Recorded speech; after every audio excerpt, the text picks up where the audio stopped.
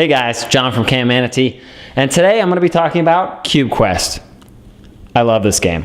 I'm just going to say it right from the start. This game is awesome. It is a dexterity game where you're flicking dice on a battlefield, and the dice have special powers. There's different classes of dice. If that sounds interesting to you, you're going to like this game, and you should just go buy it on Amazon right now. It's $25.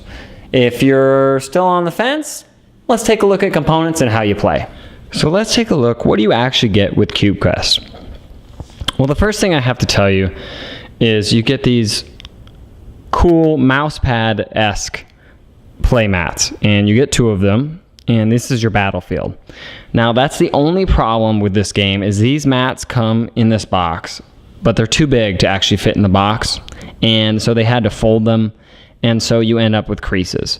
And I actually had to get a replacement set from Gamewright because mine were too warped to play, which actually, you know, affects the game. So that is an issue of this game. Be aware of that. They sent me out new ones, no hassle, no problem. I had it in a week, so it was no problem. So just be aware of that. But inside the box, let's take a look here. You're gonna get this nice little sheet, reference sheet. You're gonna get the instructions, which are 2 pages, basically 1 page, double-sided, and then you get a bucket full of dice. So the way this game works is each of these dice are a different type and are going to have different powers here. Probably not going to focus, that's okay. So you could see on this reference sheet here, there's a bunch of different ones. And I'm going to go over what they are and what they do, each one. So rather than explain to you what these different things are, I'm going to actually set up a game and show you how it's played first, and that way these powers of these different cubes will actually make sense. So I'll be right back. Okay, so this is what it actually looks like when a game is set up for Cube Quest. And you can see the cubes are just laid out. Basically, you're going to take an army worth 40 points, and each of these units are worth different number of points. Let's see if we can get this to, you can see they have a cost here. So you always get a king, and then you just make up an army worth 40 points. So this is the board here all set up, and you can see it's pretty radical different strategies here. You could pretty much do whatever you want. The only thing is your king has to actually be in your castle, or touching it in this case over here. So as long as that's the case, you could stack them up, you could put them on top of each other, you could do whatever you want. You have to line them up in your own territory to start with, but as the game goes on, you'll see that, you know, that changes. So to play the game, it's actually really simple. You're going to pick one of your die, and you're just going to flick them. That's it. So for example, I'm going to take this guy right here, and I'm going to go ahead and flick him. So I'm going to take 2 fingers and flick. That was a terrible flick. And he actually went off the board, so he's out of the game, and he died. So that was a terrible flick. So let's go to the other side and see if they do much better.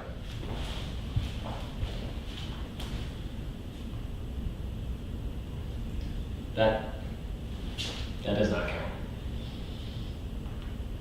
count. There we go. That's what I'm talking about. Okay, so as you can see, I flicked him into the enemy territory. I didn't really do any damage. I didn't flick anybody else off. But there's a couple of things I want you to note. Note that he landed face up. Each of these cubes are going to have face sides, but they're also going to have sides that are the shadow side. And if you land in enemy territory with this shadow side up, you actually have to do a roll. So you have to roll this dice to see if he's captured or not. So let's say, just for the sake of explaining the rules, he did land with the shadow face up. What I would do is I would take him and I would roll him. And if I had rolled the shadow face again, which I did here, he's out of the game. If I had rolled the face side, he's actually safe, but he has to go back to my castle here, which is right over here. So that didn't happen, so I'm going to just put him back where it went. But that's just something to be aware of. Now, that only matters when you're in enemy territory. It doesn't matter what face you are. Like, you can see this guy has the shadow face, but that's his side, so it doesn't matter. And the game is just going to go back and forth like this until the king, one of the kings, is knocked out. And that's it. That is the point of the game. Now I'd like to just go ahead and go over each of the units and what they do. Okay, so these are all the different units you can get in the game, and I'm going to go ahead and go with what their special powers are. So to start with, this is the king. This is your main guy. If he gets knocked out, you lose. So you want to protect him. But he does have a special power that instead of flicking on your turn, you can go ahead and take him wherever he is on the board and put him back in your castle. So that's one thing to note. A lot of people overlook this. This piece, this king, is not just to sit around. He actually does have a special power. This striker, he does not have a special power. His only good deal is he only has one side that's a shadow. So he's pretty hard to capture in enemy territory, basically. And the helm, he actually has a special ability. I'm going to pan up here and show you. When you flick him, that was a flick, terrible one, but it was a flick. If he ends in your territory, you can flick him again. That was a much better one. So that's his special ability. Next up is the Skulk. And his special ability is, once you get him in the enemy territory, as long as he's not captured, he can go to the side of the board and you keep him here until a future turn. And on that future turn, you can choose not to flick and instead place him somewhere in the enemy's territory. So it's actually a really powerful piece if you can get him in the enemy territory uncaptured. The Freeze block, I'm sorry, that's not his name. It's just Freeze. He stays out of the game. He actually isn't placed on the board with your normal setup. He actually stays on the side until you're going to use him. And you use him instead of flicking. And how he works is you're just going to put him on top of a piece. So he's just going to go on top of a piece, an enemy piece. And what that means is until he is knocked off of that enemy piece cannot move. So again, another potentially very powerful piece. And what's cool about him is you can actually freeze multiple cubes here. So if you can place him on top of multiple cubes, all of the cubes that you're on top of are frozen. So pretty cool. Okay, and last we have the Healer. Now the Healer is placed on the board with the rest of your setup there.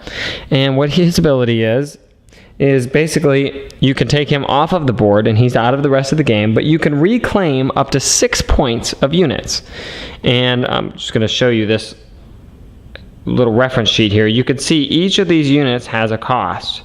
So when you use this Healer, you can bring back 6 points worth of people. So you could bring back maybe a Helm and a Grunt, or whatever combination you want to do. You can bring back 6 points. So it's a pretty cool cube. So that's it. Those are the cubes. That's how the game is played. Like I said, the game is just played until the king is knocked out of the, off of your board.